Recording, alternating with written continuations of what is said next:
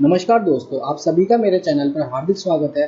तो आज का जो हमारा टॉपिक है वो थोड़ा हटकर है और वो इनकम टैक्स से रिलेटेड है। तो हमारा आज का टॉपिक है overview of ATG and 12A registrations. तो चलिए शुरू करते हैं आज का टॉपिक।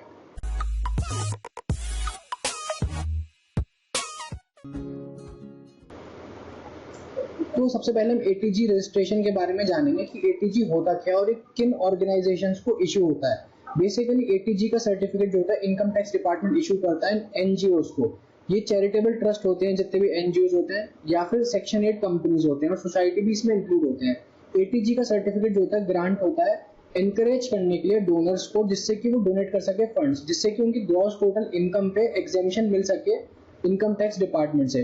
50% जो आपके टैक्स उनको 50% एग्जेम्पशन मिलती है जो भी वो डोनेट करते हैं किसी एक एनजीओ को। और भी कई तरीके की इसके नॉर्म्स हैं जो कि डोनेशन से रिलेटेड हैं और अलग अलग रेट्स हैं जिनको उनके जीटीआई से एग्जेम्पशंस मिलती हैं।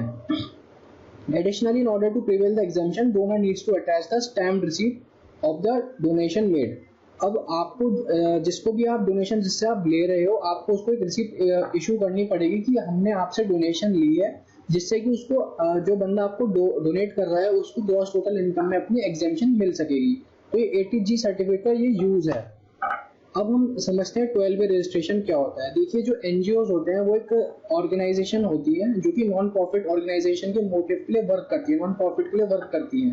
बट उनके जो इनकम पे प्रॉफिट होता है, जो भी वो अर्न करते हैं उस पे इनकम टैक्स लगाता है।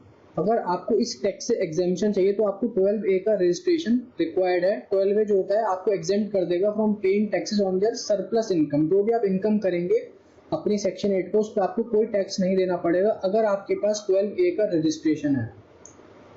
एनजीओज आर ऑर्गेनाइजेशन जो कि इन्वॉल्व होती है charitable and non profit activities में। ये अर्न करती है इनकम और उनको रिक्वायर्ड होता है टैक्स पे करने का as per normal rates. But अगर आपके पास 12A का रजिस्ट्रेशन है तो आपको इनकम टैक्स में पूरी एग्जेम्पशन मिल जाती है। तो अब समझते हैं हम एटीजी के रजिस्ट्रेशन के लिए आपको क्या क्या डॉक्यूमेंट्स की रिक्वायरमेंट होगी। अगर आपकी सेक्शन 8 कंपनी है इसके लिए आपको मेमोरेंडम ऑफ एसोसिएशन की रिक्वायरमेंट रहेगी, रजिस्ट्रेशन सर्टिफिकेट जो कि सर्टिफिकेट ऑफ इनकॉर्पोरेशन होता है, साथ ही साथ आपका अप्रूवल लेटर लगता है अंडर सेक्शन 8 जो कि कंपनी इनकॉर्पोरेट होती है, उसके बाद आपको अप्रूवल लेटर भी मिलता है। और आपका ट्रस्ट के केस के अंदर जो होता है वो डीड ऑफ ट्रस्ट होती है, ट्रस्ट डीड जो बनती है। नो ऑब्जेक्शन सर्टिफिकेट लेना पड़ेगा ओनर ऑफ द प्रॉपर्टी के, जहाँ पे आपका इंस्टीट्यूशन सिचुएटेड होगा और आपकी अपनी प्रॉपर्टी है तो इस चीज की कोई रिक्वायरमेंट नहीं है। और अगर रेंटल है तो आपको एनओसी देनी रिक्वायर्ड रहेगी। फॉर्म 10G इसका आता है जो कि इनकम टैक्स की साइट पे आपको मिल जाएगा। फॉर्म 10G आपको फाइल करना पड़ेगा। ये एक ऑनलाइन फॉर्म है जिसकी कोई फीस नहीं है। आपको इसके साथ ये सारे डॉक्यूमेंट्स को अटैच करना पड़ेगा। पैन कार्ड लगाना पड़ेगा एनजीओ का, यूटिलिटी बिल्स लगाने पड़ेंगे, इलेक्ट्रिसिटी बिल लगाना पड़ेगा, वाटर बिल लगाना पड़ेगा, या फिर हाउस टैक्स की रिसीप्ट लगानी पड़ेगी। इन तीन में से कोई भी आप यूटिलिटी बिल लगा सकते हैं। लिस्ट ऑफ डोनर्स, ये सबसे इंपॉर्टेंट है दोस्तों। जैसे आपने अभी अपनी ऑर्गेनाइजेशन सेक्शन 8 कंपनी या कोई भी ट्रस्ट सोसाइटी शुरू करी है तो आपको एक लिस्ट ऑफ डोनर्स को मेंटेन करनी पड़ेगी जो भी आपको डोनेशन दे चुके हैं, उनके एड्रेस और उनके पैन नंबर के साथ। ये सब डॉक्यूमेंट्स आपकी जो पूरी फाइल बनेगी एटीजी के रजिस्ट्रेशन के लिए उसके साथ लगेगी। Documents related to income tax returns, अगर आपकी कंपनी 2 से 3 साल पुरानी है तो आपको पुरानी पास्ट इनकम टैक्स की रिटर्न्स, आपकी जो बुक्स ऑफ अकाउंट्स है मेंटेन करे हुए, वो आपको लगाने पड़ेंगे, चाहे वो इलेक्ट्रॉनिक फॉर्म में या फिजिकल फॉर्म में। तो आपको सारी इनकम एंड रिसिप्ट की रिकॉर्ड आपको देनी पड़ेगी। List of welfare activities carried out, अब आपको प्रोजेक्ट रिपोर्ट एक पूरी बनानी पड़ेगी जिसमें कि आप अपनी वेलफेयर एक्टिविटीज के बारे में डिस्क्रिप्शन देंगे और साथ साथ एक प्रूफ लगाएंगे, जैसे कि आप फोटोज लगा सकते हैं, जो भी आप वेलफेयर एक्टिविटीज कर रहे होंगे फोटोज लगा सकते हैं। तो ये सब चीजें आपको अपनी प्रोजेक्ट रिपोर्ट में लगानी पड़ेगी। Details of board of trustees, in case of section 8 company या बोर्ड ऑफ डायरेक्टर्स की लिस्ट बन जाएगी। और जो मेंबर्स होंगे, जो शेयर होल्डर होते हैं सेक्शन 8 कंपनी में, उसकी भी list of share holder latest जो भी आपका डेट होगा जिस दिन आप अप्लाई करेंगे उससे 15 दिन से ज्यादा पुरानी नहीं होनी चाहिए।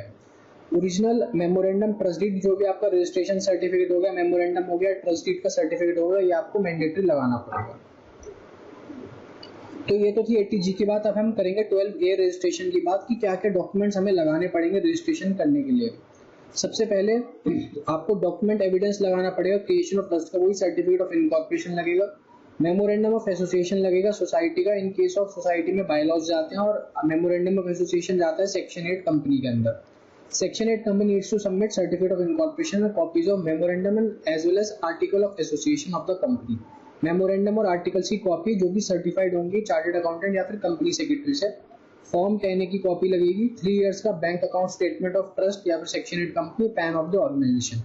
तो ये डॉक्यूमेंट्स की लिस्ट है जो कि 12A के रजिस्ट्रेशन के लिए आपको रिक्वायर्ड अपनी एक फाइल बनानी पड़ेगी। अब हम समझते हैं रजिस्ट्रेशन का प्रोसीजर क्या है एटीजी के रजिस्ट्रेशन के लिए।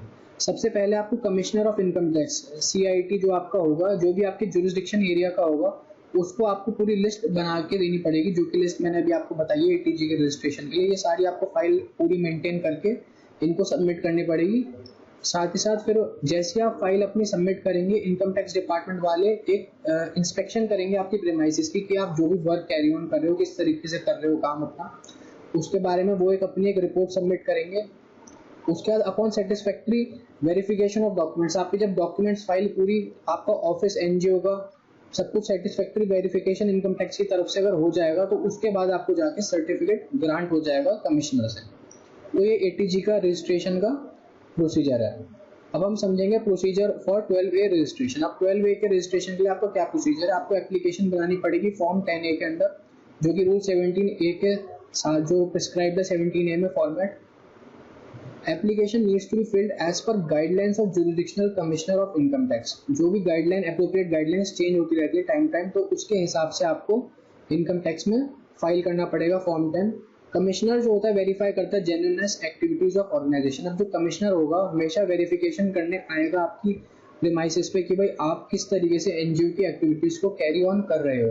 तो उसके बाद ही वो आपसे एडिशनल डॉक्यूमेंट्स या फिर इन्फॉर्मेशन, अगर उसको लगता है कि आपने इन्फॉर्मेशन पूरी नहीं दी है, थोड़ी कम है, तो आपसे कुछ और भी इन्फॉर्मेशन वो ले सकता है, जैसे प्रॉपर्टी की रिसिप्ट हो गई, आपने अभी तक NGO की लाइन में क्या क्या काम किया, आप एडिशनली किन कंपनीज में डायरेक्टर हो, उनका कोई रिलेटेड पार्टी ट्रांजैक्शन है या नहीं है, तो ये सब चीज़ें भी वो कई बार मंगा सकता है आपसे और आपको पर्सनली प्रेजेंट होना भी पड़ सकता है। ऑन सेटिस्फैक्ट्री रिपोर्ट कमिश्नर पास कर देगा ऑर्डर और आपको 12A का रजिस्ट्रेशन ग्रांट हो जाएगा। और अगर वो सेटिस्फाई नहीं होगा तो वो रिजेक्ट भी कर सकता है, उसके पास पूरी की पूरी अथॉरिटी है। 12A रजिस्ट्रेशन जो है कैंसिल हो सकता है इन कारणवश। सबसे पहला अगेंस्ट ऑब्जेक्ट ऑफ इंस्टीट्यूशन। अब आपने मेमोरेंडम में लिख रखा है कि हम सोसाइटी जो भी हम सेक्शन 8 कंपनी बना रहे हैं हम उसको एजुकेशन से रिलेटेड काम हम करेंगे, बट आप उसके अंदर कोई मैन्युफैक्चरिंग एक्टिविटी शुरू कर देते हो इन केस, तो आपका जो है ये रजिस्ट्रेशन उसी वक्त कैंसिल हो जाएगा। इनकम टैक्स के जैसे डिपार्टमेंट के नज़र में चीज़ आएगी वो अपने आप ही आपका रजिस्ट्रेशन कैंसिल कर देंगे। अगर आपका कोई जेन्युइन रीज़न नहीं है, आप इस रजिस्ट्रेशन को आप ऐसे ही कुछ गलत काम के लिए यूज़ करना चाहते हो, लॉन्ड्रिंग करने के लिए सपोज, तो तब भी वो आपका रिजेक्ट कर देंगे। स्पेसिफिक रिलीजन कास्ट के लिए नहीं देते ये लोग। Funds are being invested in prohibited में, कोई मनी लॉन्ड्रिंग या कोई भी आप एक्टिविटी करते हो। और income of institution is used for benefit of specific individual. कोई भी स्पेसिफिक इंडिविजुअल, जैसे आपने कोई साथ साथ प्राइवेट लिमिटेड कंपनी बना रखी है, कोई भी आपसे रिलेटेड पार्टी ट्रांजैक्शन करते हो, तो इन केसेस में आपका जो लाइसेंस है 12A का वो रिजेक्ट हो सकता है। तो यही थी आज का हमारा रजिस्ट्रेशन के बारे में, जो कि 12A है और ATG के बारे में था। तो इसके आप मेरे चैनल को प्लीज़ सब्सक्राइब करें और बेल आइकन को हिट करें। अगर आपको कोई और इन्फॉर्मेशन चाहिए इन लाइसेंसेस के बारे में तो आप मुझे इस नंबर पर व्हाट्सएप कर सकते हैं। ये मेरी ईमेल आईडी है, कोई भी क्वेरी हो आपको आप मुझसे कभी भी ईमेल कर सकते हैं। Thank you so much. ऐसे ही मेरे चैनल को देखते रहिए, प्लीज़ सब्सक्राइब करिए और जिससे मैं मोटिवेट हूँ और आपके लिए ऐसा कंटेंट और ला सकूँ। Thank you.